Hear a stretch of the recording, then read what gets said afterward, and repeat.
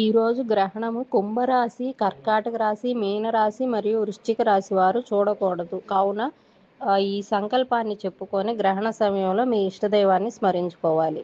కుంభరాశౌ పూర్వాభాద్ర నక్షత్రే రాహుగ్రస్త సంపూర్ణ చంద్రగ్రహణ సమయే సంప్రాప్త సర్వారిష్ట శాంత్యర్థం చ మమ జన్మరాశి వశాత్ చతుర్థ్యాది అరిష్ట స్థాన స్థిత సూచిత సర్వారిష్ట ప్రశాంతి పూర్వక ఏకాదశ స్థాన స్థిత చంద్రగ్రహణ సూచిత శుభఫల వాప్త్యర్థం